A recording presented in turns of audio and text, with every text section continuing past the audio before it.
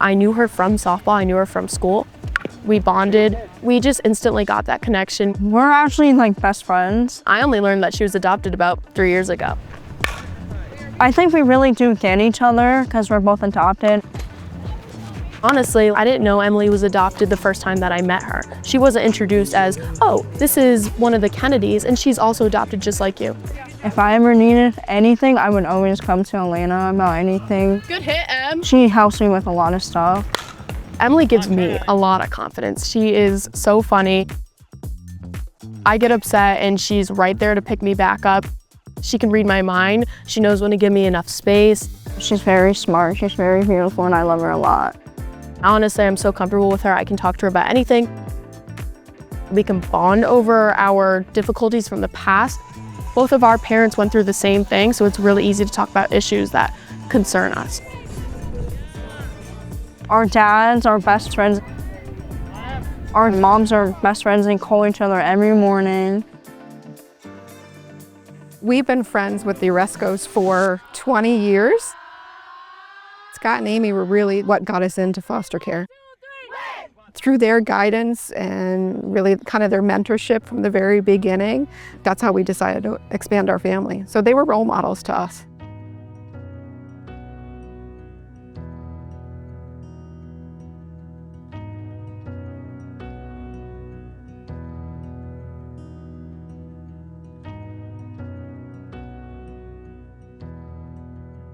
From a young age, I felt like this is something that would be part of my adulthood.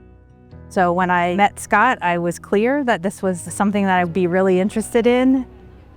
And he came along for that ride with a little bit of skepticism at first, but he passionately believes in what we do now. It just always seemed like the right thing to do. When you hear the background story of these kids, the question is, how do you say no? When you're willing and able to help out, how do you say no to something like that? We were foster parents. We had actually had a little boy with us for about 8 months, and he went to a biological aunt, and we got a phone call asking if we would take a baby girl who was like 4 months old, and at the time they said, we might have her for a weekend. And then, here we are 17 years later, and she's ours, and she always was from day one.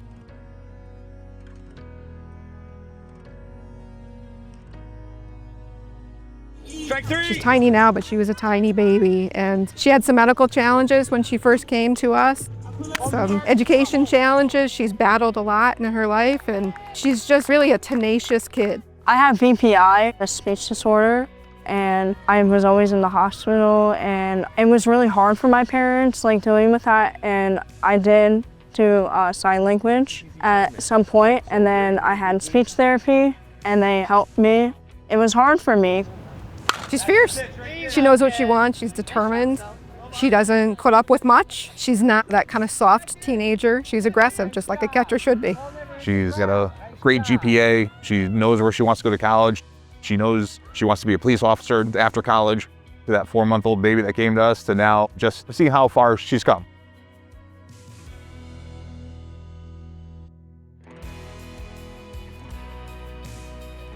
I learned a lot from the process. I learned to be patient. I learned to take deep breaths. I really relied on a lot of people that were outside of me, and I had to grow into trusting the people around me. Going into that process, I didn't know who I could tell what. I didn't know if I could go to the school counselor because I didn't want more foster people to get involved in my life. It was hard to get into that process, to get comfortable with all these, honestly, strangers that I've never seen before. Alaina has an unbelievable amount of strength because of the situation she was in, and life changes for her. She's resilient and also compassionate. She is a fierce defender of her friends and family. We both like to be active. We both like to have a good time. We both like to compete. We are a lot alike. I don't mind it at all. I kind of enjoy it. She and he have very similar personality traits.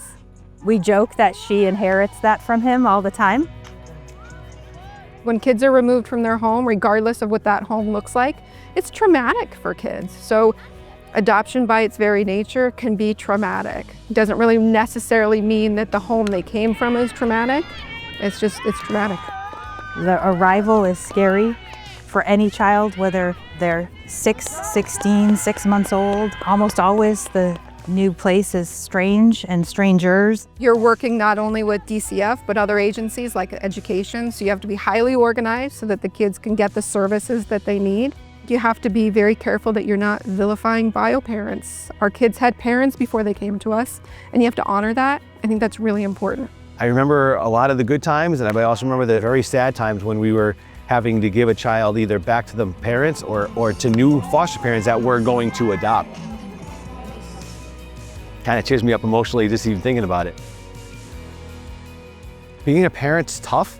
Being a parent to kids that aren't your biological children, I think is even tougher. People come from different backgrounds and have different life situations. It teaches you patience. It teaches you to be kind to everyone. We have other success stories that are part of our 19 that may not have ended in our home. Some return to the non-custodial parents, some return to the custodial parents, some with relatives, some adopted by other couples that aren't us. So that permanency for all of those children is always a success. So if we were part of that journey, whether it was for 48 hours or 4 years, that's what the purpose of being in foster care is. These guys are like the certified parents. They're my role models. I wouldn't know what softball is if I never came to this family.